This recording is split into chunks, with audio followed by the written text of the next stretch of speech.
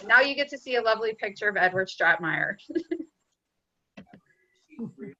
So he took advantage of a time when child labor laws and interest in childhood education gave children more time to read. They weren't working. He also took advantage of a time when it was less expensive to produce bound books, and he published them through Grosset and Dunlap. Now he saw that young girls were reading Hardy Boys, Maryland, and he knew that they were ready for their own heroine.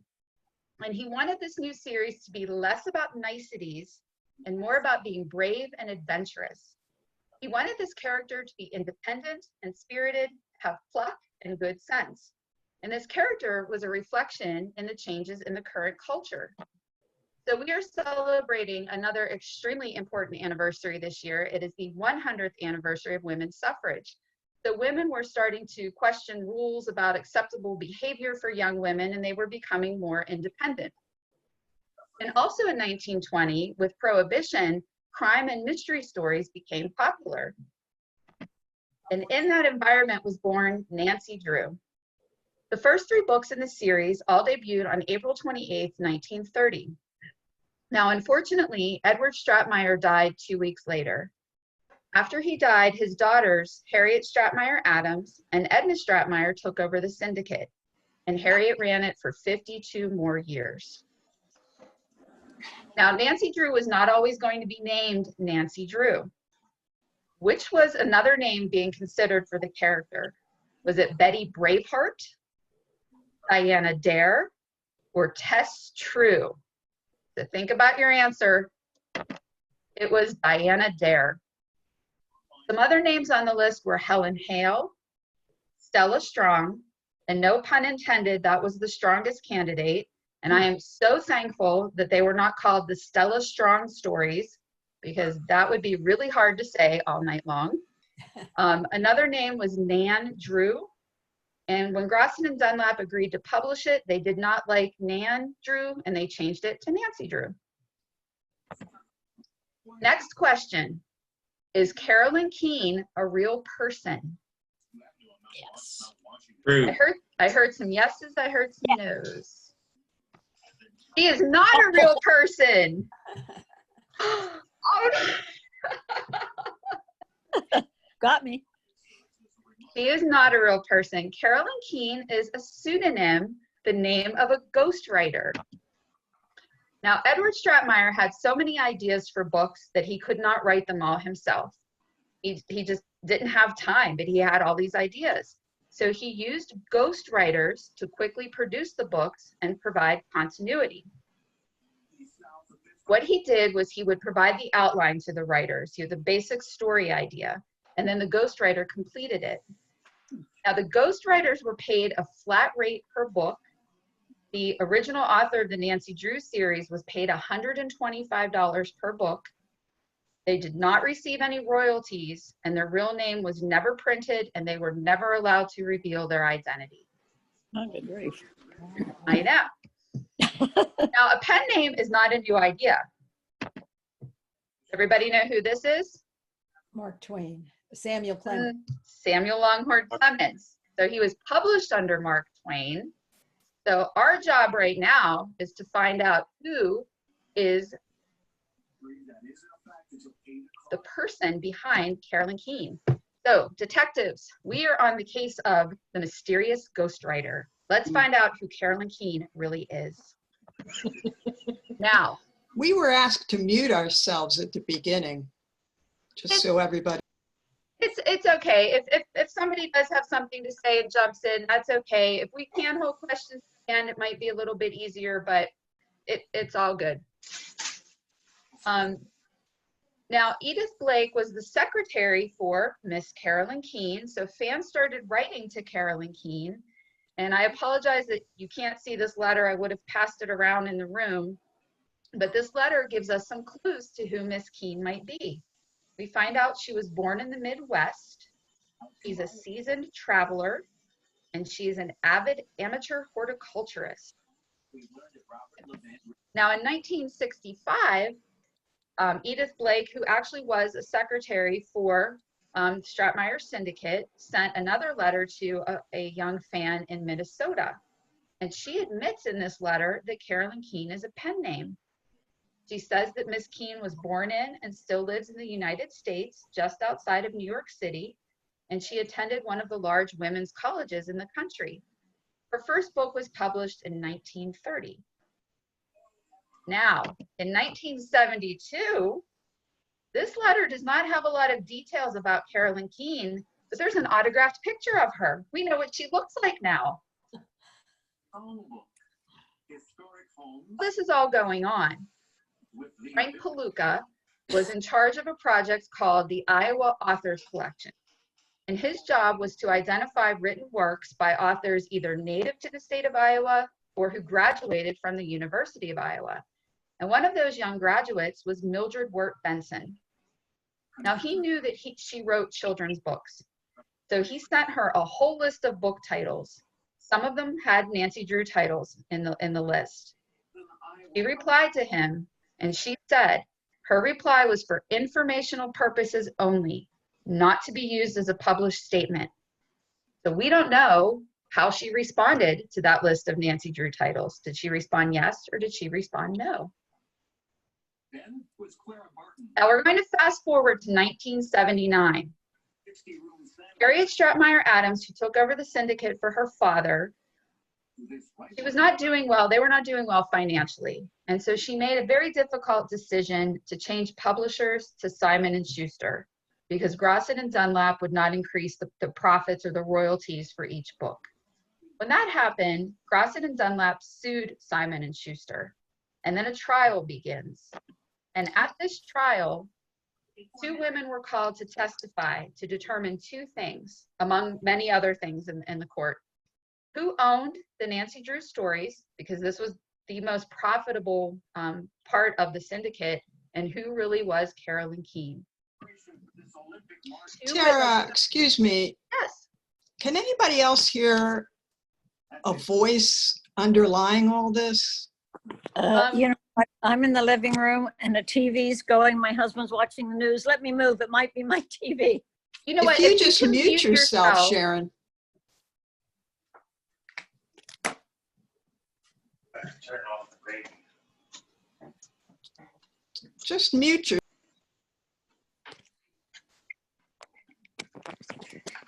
Okay. Yeah, the mute's in the lower left corner. It's a microphone. If you just Yeah, click on it. It's muted.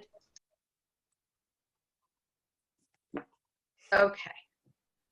All right, so now we're calling in witnesses to this trial. We're calling in Harriet Stratmeyer Adams. Well, that makes sense because she owns the Stratmeyer Syndicate. And we're calling in Mildred Wirt Benson. Well, there's Harriet Stratmeyer Adams. Do you recognize her? She was the Carolyn Keene. But we're also talking to Mildred Wirt Benson. So who was Carolyn Keene for the first 56 books only? Was it actually a man named Walter Carrig? And Harriet Stratmeyer Adams didn't want anyone to know a man was writing the series, so she sent her own picture. Was it Mildred Wirt Benson? Was it Harriet herself? Or was it all of the above? It was all of the above. So I'm not going to spend a lot of time on Walter Carrig, but he did write 3 of the original series. He broke his contract and told the Library of Congress that he wrote them. And when they cataloged the books, they listed him for the first 14 volumes, but he did only write 3. Mildred Wirt Benson is most often credited with being the real, or as I like to say, the original Nancy Drew. She was already writing the Ruth Fielding series that I mentioned earlier, and Edward Stratmeyer had her in mind for Nancy Drew. He knew that she would give her personality, that she would make her adventurous, independent, and strong-spirited. And she wrote 23 of the original Nancy Drew books. And Mildred was very spirited herself. She was born in Iowa. She was a tomboy. She didn't play with dolls, and she loved adventure stories. She always wanted to be a writer, and she had her first story published in St. Nicholas Magazine when she was 14. Now, this was a very prestigious magazine. Louisa May Alcott and Mark Twain were both published in this magazine. She was the first person to receive a master's degree from the Iowa School of Journalism, and she was very athletic. And if you know the Nancy Drew books, Nancy, of course, won every tennis match, golf outing, swimming, you know, she won everything. And Mildred Wirt Benson was very much like that. She had a very adventurous spirit. Here's a picture of her after she received her pilot's license. And as she was transitioning from children's books, she became a journalist with the Toledo Blade for 58 years. She never retired. Mildred Wirt Benson, being Nancy Drew, basically after the trial in 1980, everybody was so excited. The University of Iowa held a big Nancy Drew convention to honor her. And in 2015, the Toledo Lucas Library was named a literary landmark in honor of Benson. And the Nancy Drew Sleuths group that I mentioned earlier attended the dedication. Here is a picture of the plaque that's in the library now. And the library is very, very happy to be associated with Nancy Drew Sleuths and Nancy Drew. This is a picture of an end cap in the library. This is a 3D sculpture of Nancy Drew from The Secret of the Old Clock. The library also obtained an original painting by Russell Tandy from the original series. These are very rare. Russell Tandy's studio, unfortunately, there was a fire, and so there's not a lot of original artwork left. So that is Mildred Wirt Benson, but Harriet Stratmeyer Adams also was an author for Nancy Drew. Now, she graduated from Wellesley in 1914, and she received job offers to teach and be a journalist. Now, even though her father was trying to create this very independent young woman in the books, he did not permit her to work outside the home. They compromised. She still wanted to work. She still wanted to be involved. And she started editing manuscripts and galley proofs for the syndicate at her parents' house. As things happened, when her father passed away, she really started working outside the home. She had 4 children when she took over the syndicate, and she really ran all of the daily operations. She had a very special interest in Nancy Drew, and she was involved in editing, writing the outlines, and writing the manuscripts, basically for the rest of the series, all the way up until 1981. She passed away in 1982. Like Mildred Wirt Benson, she worked until the end, and in 1984, the syndicate was sold to Simon & Schuster. Okay, so now we know who Carolyn Keene is. She's several different people. And even today, in the new series, Nancy Axelrod was another author, so there have been multiple authors over the years. Now, since Nancy came onto the scene in 1930, there have been some other changes. In the first change, in 1959, Grosset and Dunlap decided to revise all of its juvenile material, and they revised and reissued the first 34 Nancy Drew books. So, time for another question. What was revised about Nancy? Was it her age, what kind of car she drove, or where she lived? Car. It was A. both her age and car. Yes. Okay. If you can put yourself back on mute, we're still getting a lot of background noise. Nancy Drew's age changed from 16 to 18 because you were not allowed to drive at 16 in all states, so they changed that. And then they changed her car from a roadster to a convertible because in 1959, not a lot of people were driving roadsters. Our last roadster reference is 1946 in The Mystery of the Tolling Bell. Change number 2 is plot and structure changes. So collectors will refer to Nancy Drew books as OT or RT. OT for original text, RT for revised text. These books I have listed here, the stories are completely different between the original and the revised text. One example is The Message in the Hollow Oak. In the original text, Nancy wins some land in Canada in a radio contest. Again, not something really happening in 1959, so that was changed. Now, for all of the other books, The same plot was shortened, the vocabulary was simplified, and the elements were modernized. And then all of the books changed from 25 to 20 chapters. And the final change was Nancy Drew books now went to paperback. So after the original series and after Simon & Schuster wins their lawsuit, they start publishing paperbacks going from volumes 57 to 175. So now we're at 175 different Nancy Drew stories. But they don't stop there. We have Nancy Drew going volumes 1 through 24 for the Nancy Drew files, a couple other series that they were trying to compete with, like Sweet Valley High and things like that. And then Nancy really changes. In 2004, Nancy Drew Girl Detective comes out. This is told in the first person, and Nancy has a cell phone and drives a hybrid car. And they also created Nancy Drew books for younger readers. So we have Nancy when she's around 8 years old in the Nancy Drew notebooks, Nancy Drew and the Clue Crew, and the Nancy Drew Clue books, which are still being published today. Those just started in 2015. And I know a couple fans on the call of those particular books.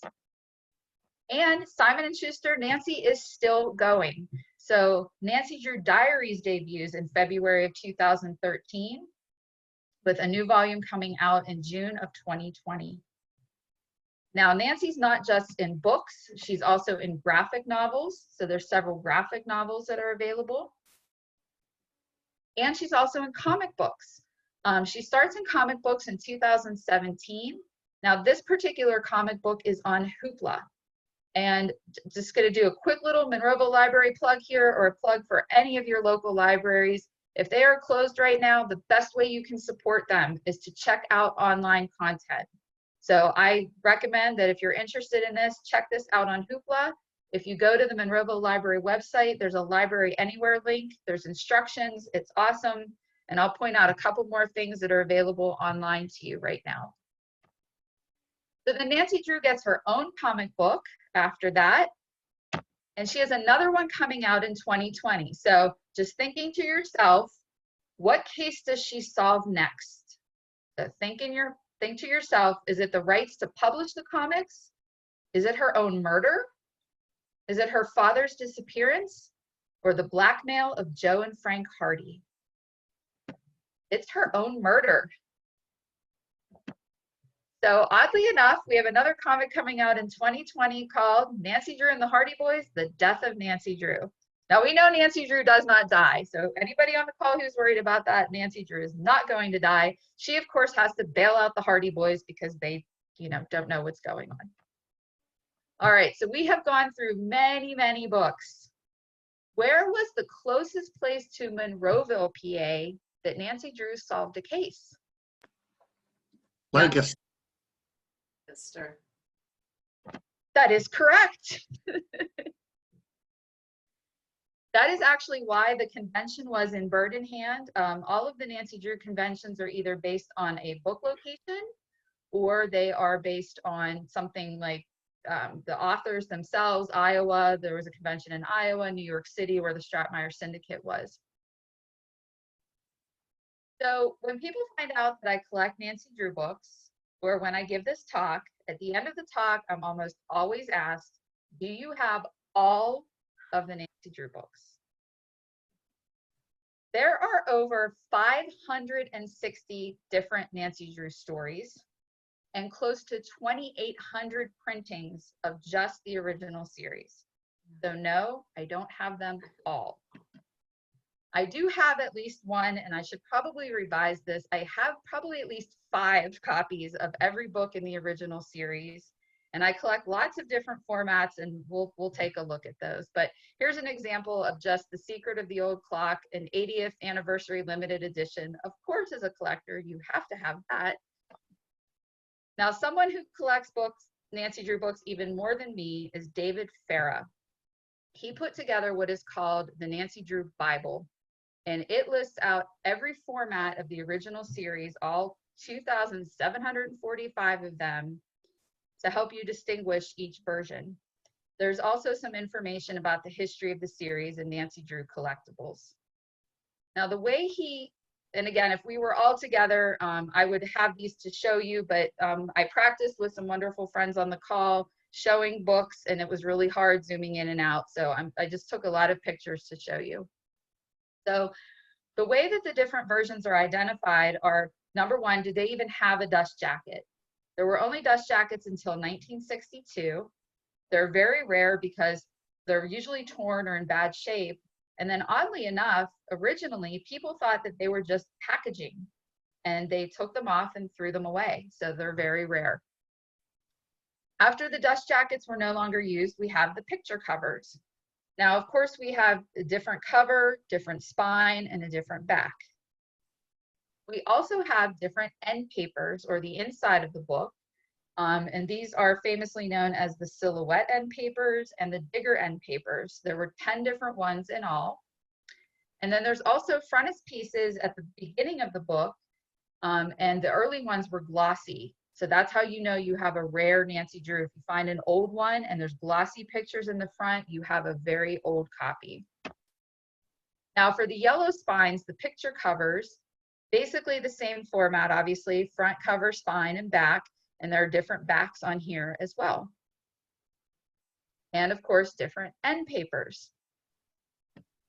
And finally, I saw a lovely young lady holding up one of these flashlight series. These are the current series. They're called the flashlight series because they have a flashlight. They're glossy and they are being sold still today. And the Nancy Drew Sleuths donate a full set of flashlights of the original series to every library in every town where there's a convention.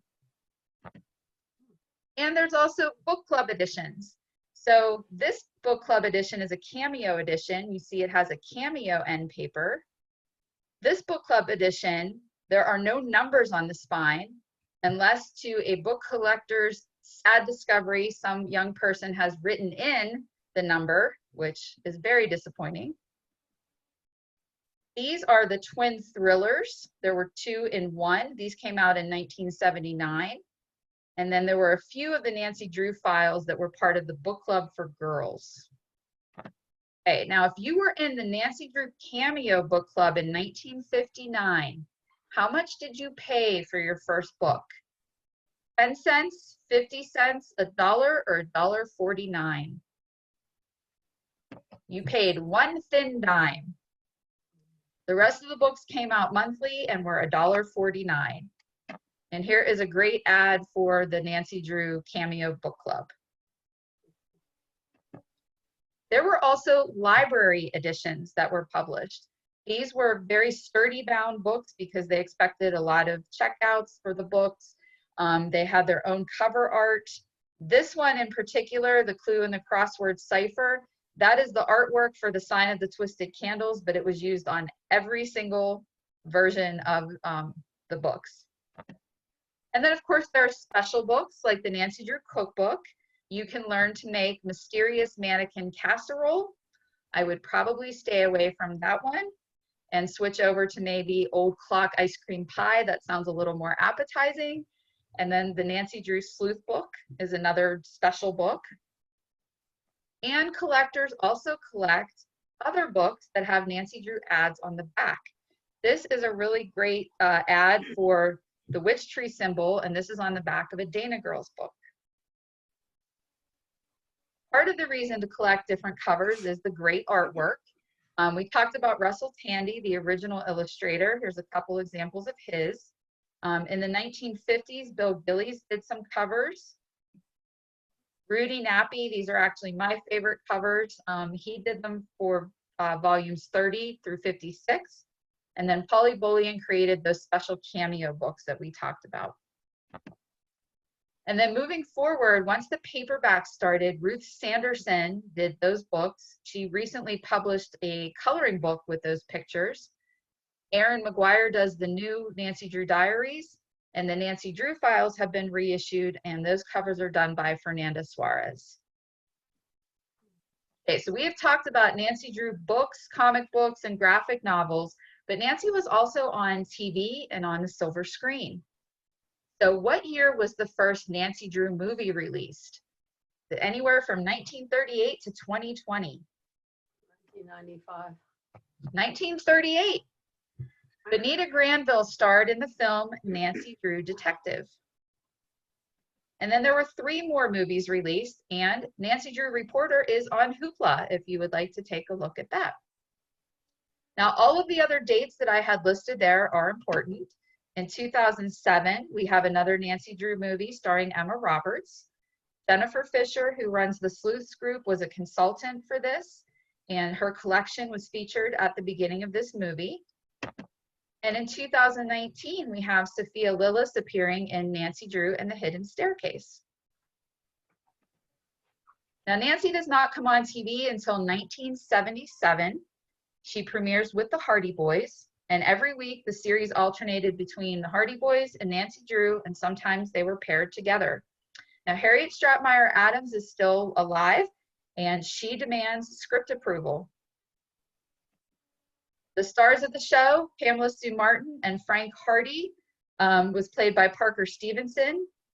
Sean Cassidy did not come to this convention, but I had the chance to meet Pamela Sue Martin and Parker Stevenson, as well as the producers.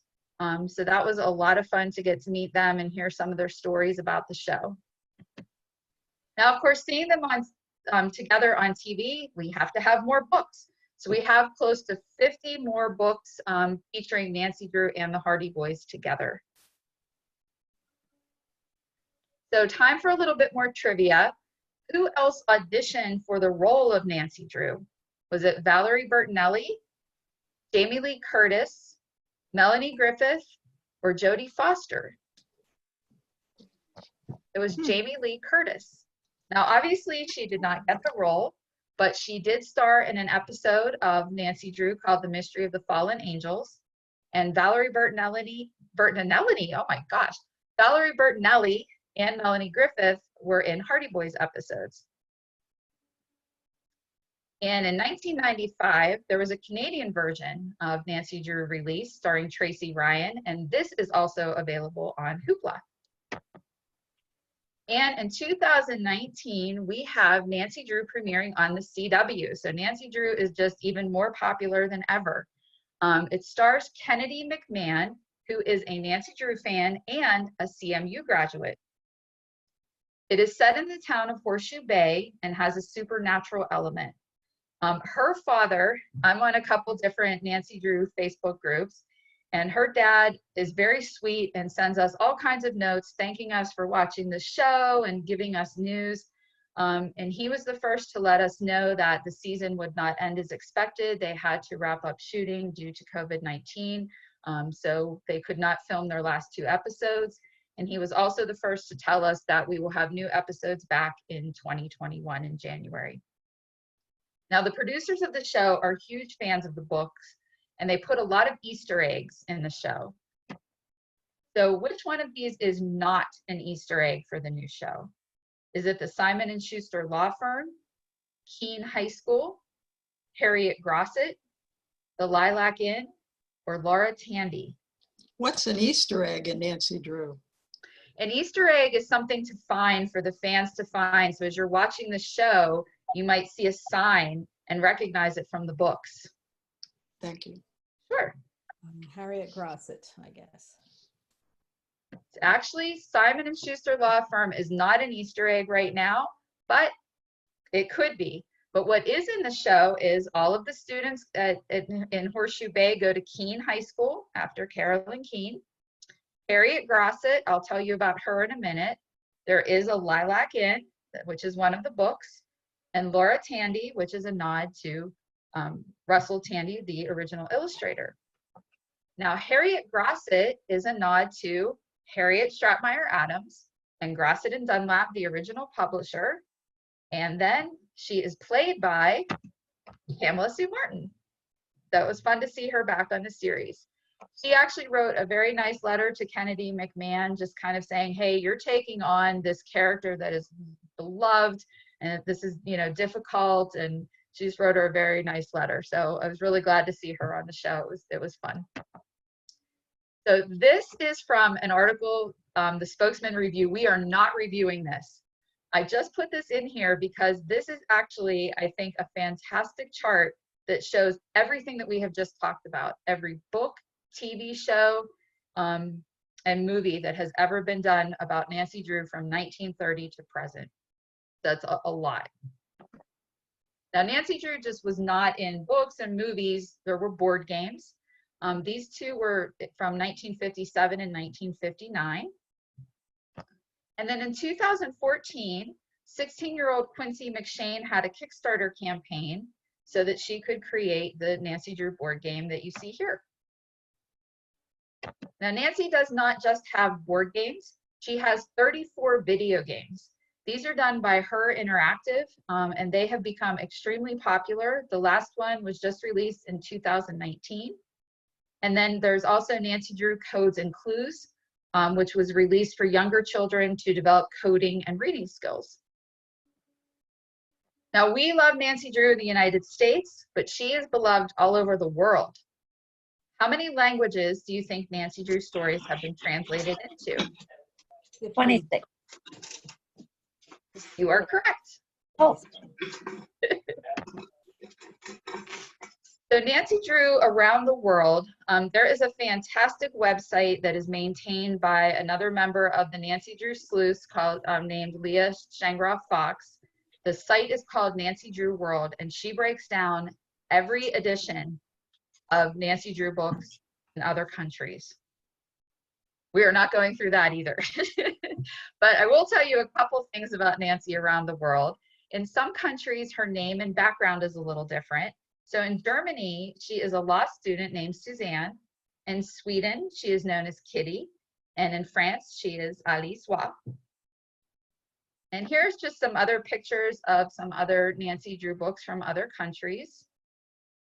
Let you take a look at those. This one actually, a woman was visiting her daughter in Madrid when her daughter was studying over there, and she had attended a talk I did at the Mount Lebanon Library, and she very kindly got in touch with the library and sent this to me, and I thought that was very sweet of her to pick that up for me when she was in Spain. A few more foreign Nancy Drew books. And then finally, these are in English, but this is an Australian version. And these two are versions from the UK printed by Collins Publishing. Now, if you would like to learn a little bit more about Nancy Drew, even if you're not a huge Nancy Drew fan, I cannot recommend this book enough, Nancy Drew and the Women Who Created Her. It is just a great look at Mildred Wirt Benson, Harriet Stratmeyer Adams, two women who were forging their way through the business world, through the world of journalism in the 1930s and beyond, their relationship. There's just a lot of great information about their lives. Another great book is Missing Millie Benson.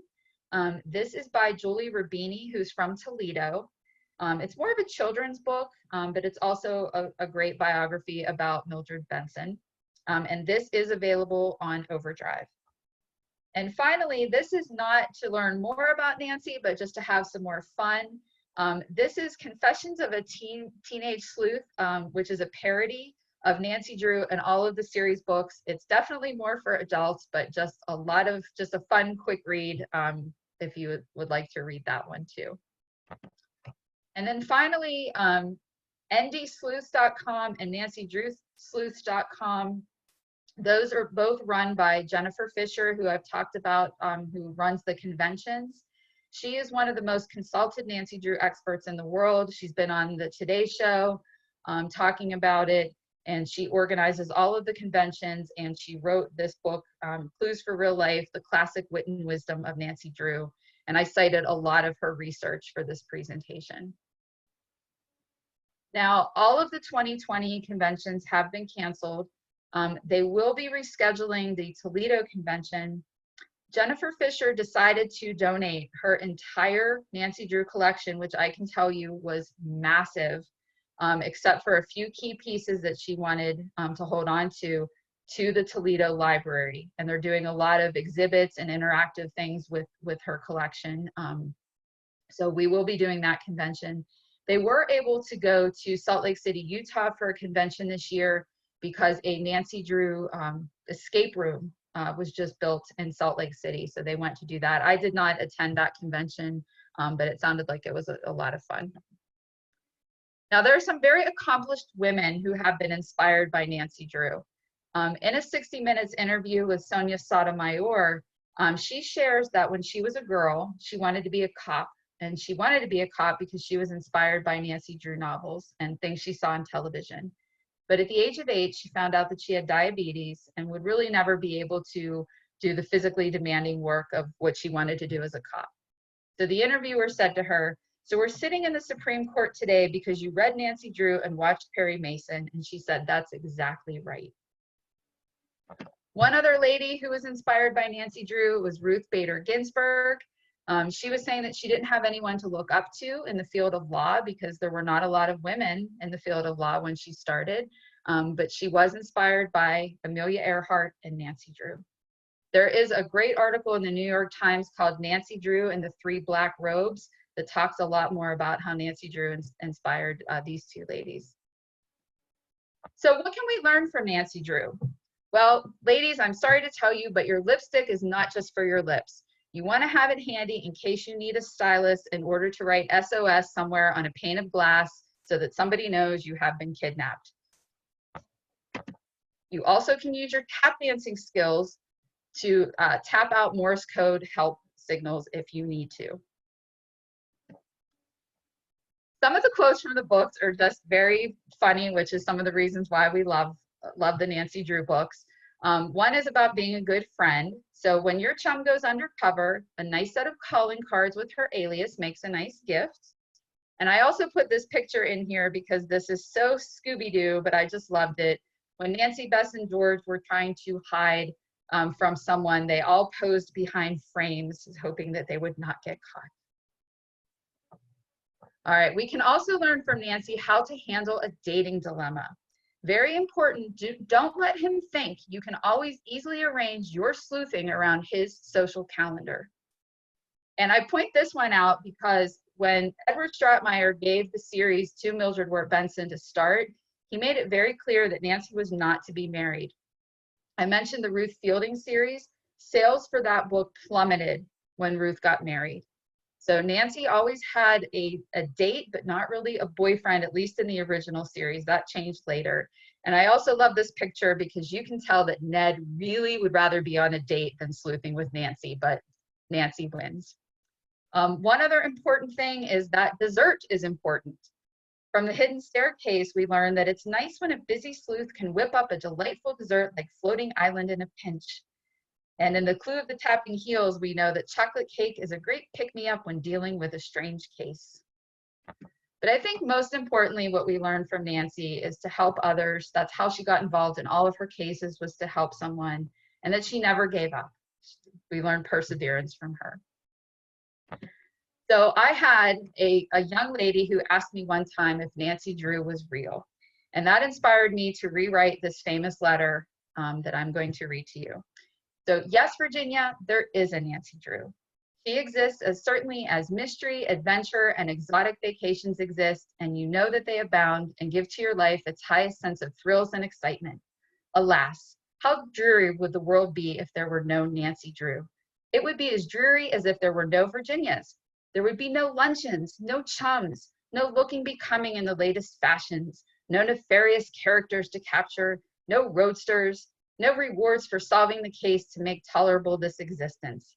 The eternal light of flashlights under their covers just to read one more chapter would be extinguished. She lives and she lives forever. She will continue to inspire others to be independent, strong, determined individuals with a great purpose to help others.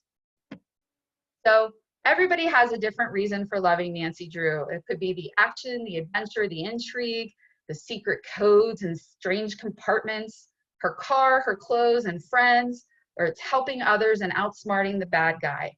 Whatever your reason for loving Nancy Drew, her positive qualities and incredible spirit have endured for 90 years, and she does not show any signs of slowing down. In fact, she's becoming more popular than ever. So I thank you for joining me tonight to celebrate 90 years of Nancy Drew. Thank you. Thank you, Tara. Thank you, Very Tara. well done. Oh, well done. Yay. Bravo. Thank you. If anyone Thank has you. any questions, I am very happy to take them. Where does the CMU graduate hail from? You know? City? I don't know where she hails from, but her father is a musician. That's that's- good to know. That's where you might know him from, Dad. And her mother is an author. Okay, I'll look into it. Okay. Tara, who did the interior pages? Is there a specific artist that did the interior pages? At least we have the Flashlight series. Okay. That is a great question, and I will find out and I will message you. Oh, all right. Tara, why did they feel they needed to simplify the language, the vocabulary? I think that was just Grosset and Dunlap's way to try to sell more books. I'm not really sure, but they did that to all of their juvenile material, not just Nancy Drew. Tara, you mentioned 3 black robes Mm-hmm. at the New York Times article. Was that the whole name of it, or when was that? Let's look at it. It's about 10 years old. 10 years old. Okay, so Yeah. 20. Yeah, Nancy Drew and the 3 black robes. Okay, thank you. Sure. Okay, Tara, this Yes. is Sally. Hi, Sally.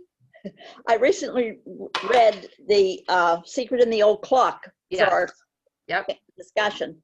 And I was surprised to remember how much of a girl of privilege Nancy Drew was. She was. She She was really a daughter, was. daughter of a lawyer. He gave her a roadster for her birthday. She was in charge of the house and everything else. Yes, she And was. I thought, I was surprised that I was as young as I was when I read them, when I read how old she was. It was only Yes. 16. She was only 16, in charge of all of that. And I mean, again, this is 1930, so that's very rare for someone of her age. And in The Secret of the Old Clock, she's telling the police officers where to go, find this clock, and she's telling them where to go and what to do. And I think originally, Asking not to it was- spoil the ending because she just started reading that one. Oh, okay. and I'm originally, sorry, sweetheart. That will When not I spoil it. Trust me, that will not spoil it. But we will give nothing away from The Secret of the Old Clock, except it's one of the best books. My favorite is The Bungalow Mystery, but that one's a good one too. for me, as a kid, I think what attracted me most was the titles. The Larkspur Me too. Lane, Lilac Inn, the titles were intriguing. Yes. And they still are. Actually, the ones from the 80s with the Hardy Boys, those are actually some of the funniest titles. And I couldn't do this in my office tonight to pull some of those, but those have the funniest titles. Well, Does this was anybody have very any other informative. questions or anything you want to share about Nancy Drew, Are you excited? Thank you. Thank you. Tara. Charlotte? Right. Can't wait to tell Grandma about them. You can't wait to tell Grandma. I'm so glad. Did you enjoy it? Yeah, these were my grandma's books actually. Were Oh, they? wow. Yeah, Let she me gave them. see. I have I can't see you. a big collection of them. I have 10. Grandma got them for her. They're the Flashlight ones. Okay. You have 10 of them? Grandma said that the Nancy Drews were some of her favorite books when she was growing up. Aw, And she's been very excited to start reading them, and we just started. good. Good. Well, I hope you like them. So you have 1 through 10, you said? Yeah. Just started one. Okay. What chapter are you on in The Secret of the Old Clock? Oh, that's Chapter V. We learned about Roman numerals. That is also true, yes. Chapter 5 is where we're at right now. Okay. So we're starting it, and she's enjoying it. Good, good. How old is your daughter? How old are you? I'm about to turn 8. Oh, congratulations. Happy birthday. When is your birthday? May 25th on Monday. Ooh, Ooh, that's very soon. She's very excited. Good. And the decorations are a surprise. Oh yeah, you gotta find inventive ways to celebrate when you're at home. Right? We're having streamers, and a clock, a tablecloth, like definitely because that's what we had for Lincoln. Gotta keep the kids even. She's got a 4-year-old brother. So, my This is neighbor very put their informative. streamers outside and they've left them up. Well, I hope they don't get rained on. I don't know. Any other Nancy Drew questions? No. Okay. Great, Tara. I didn't realize what an empire has grown around the whole concept. It really has. And I mean, they still publish the Hardy Boys, and they just started a different Tom Swift series as well, an Adventures Club. But Nancy definitely has been the most popular product of the Stratemeyer Syndicate, I would say. Well, you would assume it was because there weren't that many books with female protagonists for kids. Right, right. Yep. Well, good. Well, I'm glad you all enjoyed it. Thank you Yes. so much. Thank you, Tara. Thank you, Yeah. Tara. All right, take care, Thank everybody. you. Okay, Bye. bye. Safe. Bye. Bye.